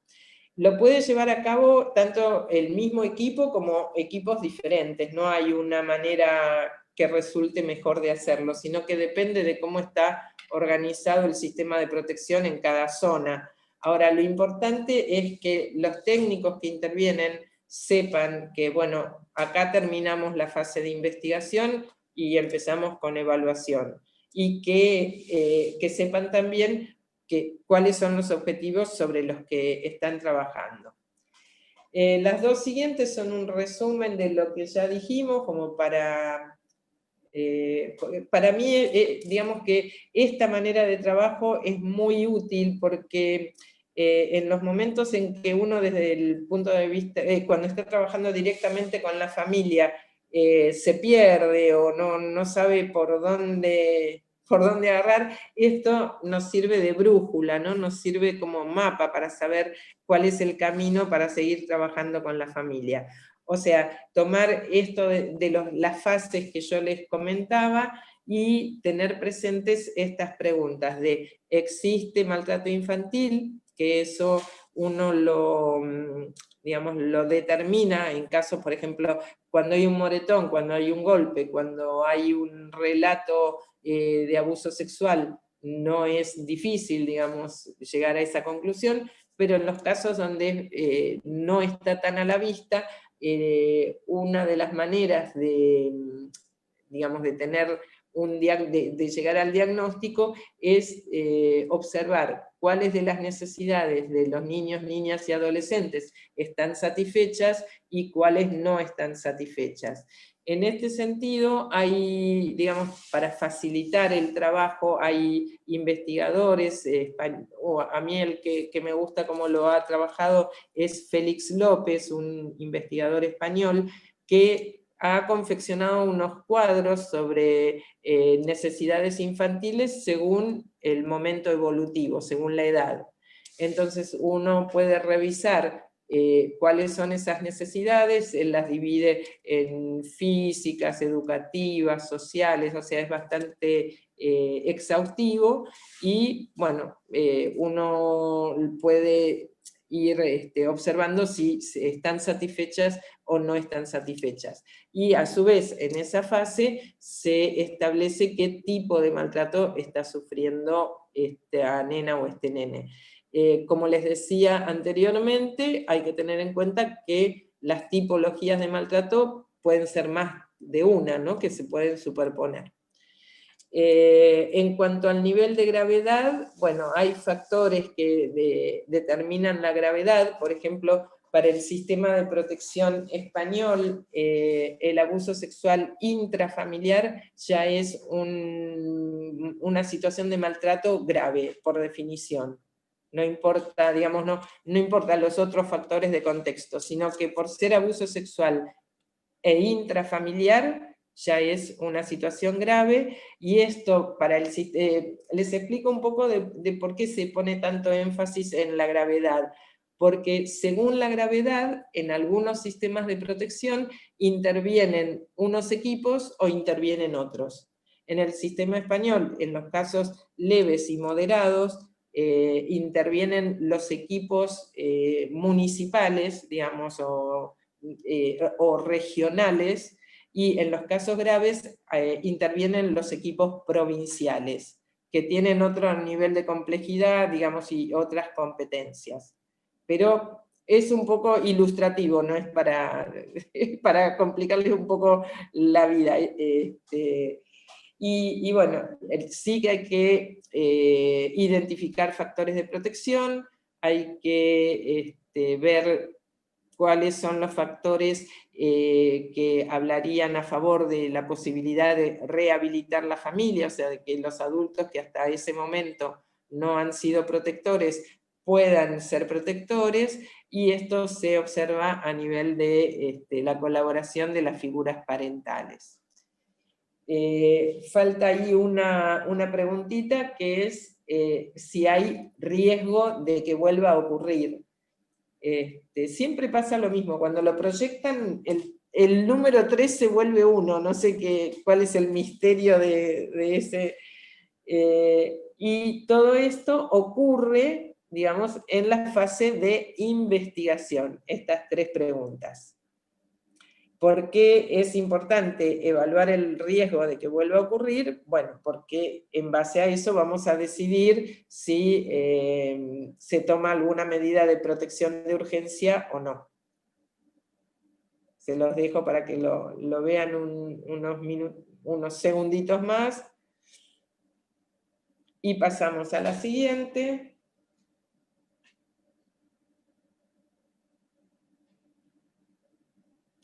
En donde en función de los factores de riesgo, los factores de protección y el pronóstico de rehabilitación familiar, junto con los efectos de las experiencias traumáticas en niños, niñas y adolescentes, es lo que se investiga o lo que se evalúa en la fase de evaluación.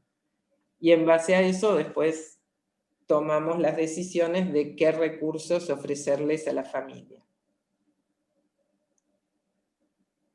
Bueno, hasta acá lo que tengo preparado a nivel teórico, así que ahora me habían comentado que pasamos a las preguntas.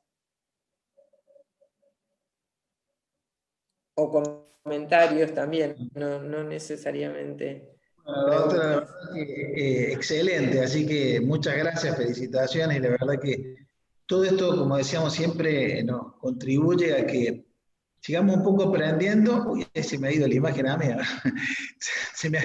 Ya va a volver. Bueno, Sí, pues, bueno, son las cosas del Zoom, estamos todos conectados, pero siempre hay alguna cosita que... No, pero lo vemos, bueno, a mí vino la pantalla de la conferencia. No hay problema. Pero bueno, no, muchas gracias, y la verdad que no dudo que hablo por todos los que estamos del otro lado, que ha sido una exposición brillante y estamos agradecidos. Hay varias preguntas, como siempre, pero yo voy a empezar ahí mientras Alfredo proyecta una placa que tiene que ver con los ámbitos, los lugares y los teléfonos donde se pueden realizar las denuncias en caso de que se detecten delitos contra la integridad sexual. Me viene al pelo para una primera pregunta que es general, pero la voy a contestar yo porque tiene que ver con algunas cuestiones nuestras. No, hay incluso una docente del interior que pregunta dónde realizar las denuncias. Bueno, en primer lugar, si bien siempre está en Córdoba la vía 102, la línea 102, que funciona en muchas partes del país, hay otras alternativas, pero yo por el caso de los docentes les recuerdo que hay un protocolo suscrito, las pautas firmadas entre el Ministerio de Educación y la CENAF, que está colgado tanto en la página del Ministerio de Educación como también en nuestra página de la CENAF, y ahí se indica los pasos a seguir. Pero básicamente cuando un docente tenga conocimiento, sospecha de la situación de un posible delito, debe acudir a la unidad judicial con noticia, con el asesoramiento de su supervisor. Entonces, pero ahí en el protocolo está clarito y está especificado toda esta cuestión, de manera que hay un instrumento. Y también está obviamente la línea 102, que siempre es una vía de asesoramiento, de consulta, de orientación al ciudadano o, llegado el caso, de recepción de la denuncia. Bueno, una de las preguntas que iría haciendo, doctora, si conoce experiencias de trabajo con adolescentes agresores, o sobre qué experiencia nos puede referir, si hay algún caso puntual. Esta es una de las que tengo acá para transmitirle. Bueno, con el trabajo con adolescentes agresores sexuales, la verdad que es una buena noticia para el campo nuestro, porque las experiencias sobre todo son en Estados Unidos, Inglaterra, Australia, digamos, países de habla inglesa, pero lo que ellos han observado es que estos jóvenes con tratamientos, digamos, para chicos con problemas de conducta en general, tienen muy buenos resultados en cuanto a baja reincidencia y buena evolución. Al contrario de lo que pasa con los agresores adultos, que uno dice el resultado, el pronóstico es desfavorable, bueno, con los adolescentes sin necesidad de equipos especializados en tratamiento de agresores sexuales juveniles, los resultados son buenos, con tratamientos, digamos, con terapeutas entrenados para trabajar con adolescentes y jóvenes con problemas serios de conducta.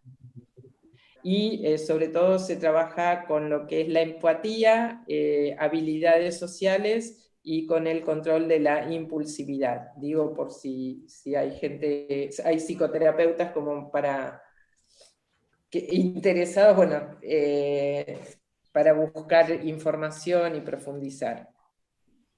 Bueno, hay varias, anticipo, hay varios comentarios más que por ahí preguntas, y sobre todo felicitándola por la exposición, así que le voy a hacer llegar genéricamente la felicitación porque hay varios comentarios. Gracias. Preguntan, ¿qué importancia le asigna la aplicación de la educación sexual integral como factor que puede incidir en la fase de prevención primaria? Bueno, como un recurso para la prevención primaria, digamos, es una herramienta importante. Lo que destacaría es pensando en este sistema integrado, ¿no? En estos pasos que hemos comentado en la tarde de hoy, es que tiene que haber algún componente dentro de lo que es la educación sexual donde se recepcionen eventuales denuncias, revelaciones yo llamaría más que denuncias, o sea, chicas y chicos que habiendo participado de estos talleres, como consecuencia del efecto de la prevención primaria, se acerquen o al coordinador o a la coordinadora, a su maestra, a algún adulto para revelar que ha padecido algún tipo de situación de violencia. Y, digamos, esto también en estudios que se han llevado a cabo de qué es lo que sucede, muchas veces el que está trabajando directamente con niños, ya sean médicos, maestras, etc., a veces se ve desalentado desalentada a seguir adelante o a dar respuesta a este pedido, porque a su vez no tiene información o no ha tenido respuesta posterior de esos equipos a los que él o ella derivan a estos chicos. O sea que no hay una devolución, digamos, de qué es lo que ha pasado. Y entonces eso desalienta que los maestros o los médicos incluso a futuro se comprometan con otro caso, porque piensan que en realidad o no pasó nada, o se complicaron la vida, aunque no sea así, solo por falta de información. Entonces, me parece que sería aconsejable contar con información sobre qué hacer en caso de que alguien revele una situación de abuso mientras se están dictando los talleres o inmediatamente después de que digamos, los talleres se hayan dictado, ¿no? Por ejemplo, esto que sucedió hoy, que dentro de, al dar el taller, ir con el protocolo o que los docentes tengan un ejemplar como para saber cómo manejarse a posteriori, una vez que el taller fue dictado. Bueno, es curioso porque también a nosotros nos pasó un poco eso respecto de que en un ámbito que se receptan de denuncias, a veces, no sé si se receptan o toman en conocimiento, como decimos nosotros, a veces no se tiene la información de lo que luego se ejecuta, entonces pareciera que no se hizo nada y en realidad lo que hay es un problema de comunicación. Con lo cual es cierto que a veces tanto volumen de trabajo, hay veces hay cosas que corregir que no son tantos los problemas, pero bueno, hay que hacerlo porque es cierto que si no el otro queda pensando que la cosa no camina. Muy poquitas cosas más para no ocuparle mucho tiempo, pero sí me interesan. Alguien nos pregunta, tomando un poco lo que usted planteó antes, cómo intervenir en casos en que se da esta situación de abuso entre niños, niñas y adolescentes, es decir, abusador y abusado, víctima y victimario, ambos son niños, niñas y adolescentes. Un poco una de las preguntas que se ha repetido, o sea, algunas experiencias, pondría yo, le agregaría sobre este tema, o cuál sería la indicación. Y la indicación es que tenemos dos personas menores con las que hay que intervenir, o sea, que no tenemos un solo problema, tenemos dos problemas y tenemos, digamos, dos personas menores de edad con derechos vulnerados. Y uno que está, digamos, el que ha sido víctima o la que ha sido víctima de la agresión, digamos, como más visibilizada como víctima, y al otro, hablo en masculino porque en general son varones, y el otro que socialmente incluso queda más desprotegido porque genera tanta bronca lo que ha hecho, el comportamiento, o sea, la familia de la víctima no tiene por qué tenerle compasión o pedir una intervención. En general, la familia del agresor tiende a querer esconderlo o a buscar a alguien que le diga que fue un problema de la edad, que ya se le va a pasar. Los que trabajamos en este tema lo que tenemos que hacer es evaluarlo y trabajar y seguir esos mismos pasos que yo les mencionaba recién en relación a este nene, ¿no? A este jovencito,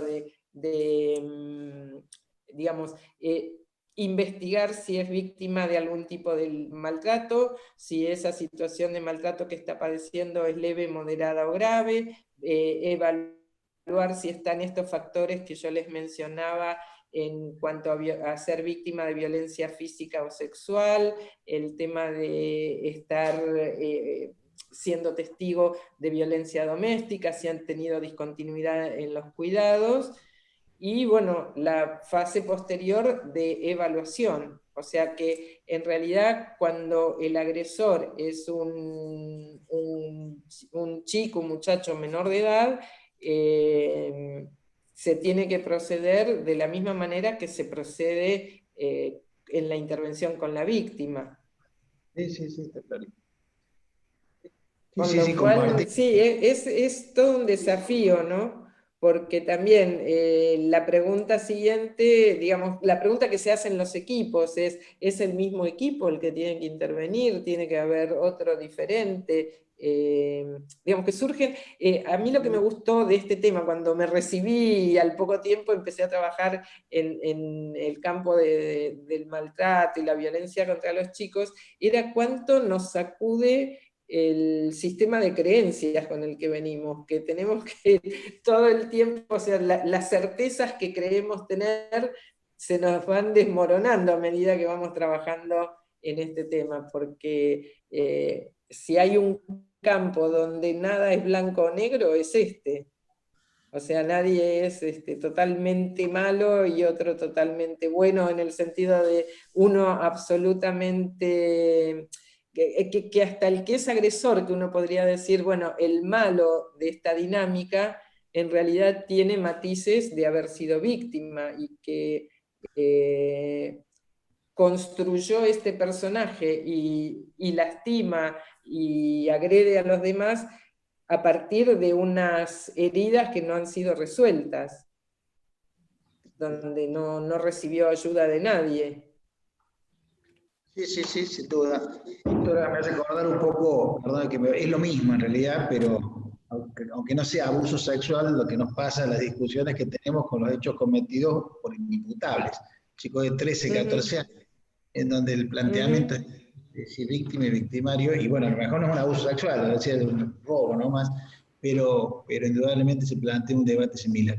Hay varias preguntas más, pero yo quiero ser respetuoso con el tiempo que habíamos hablado con la doctora, estamos en hora, la verdad que la exposición ha sido brillante, estamos muy conformes, los comentarios van en esa línea, y bueno, y con esto estamos hablando de un siglo que nos ha dejado satisfechos porque por lo menos vemos que ha habido una convocatoria masiva, que esto nos ayuda a seguirnos capacitando, a seguirnos formando y a seguir trabajando en esta línea de visibilizar la conflictiva, que en algún punto va a ayudar a la prevención. Así que, doctora, muchísimas gracias. Muchas gracias, Maricel, también, que te veo por ahí, en alguna carita estás también. A todo el equipo también de la comisión, a todo mi equipo de acá, al ministro también que nos ha alentado en esta tarea. Así que, bueno, muchas gracias a todas y todas por haber participado. Bueno, será hasta otro momento. Será hasta otro momento, doctora. Muchas gracias y saludos a todos. Bueno, saludos, muchas gracias por la invitación y a cuidarnos todos, todas y todos. Chao, gracias. Bien. Chao, chao.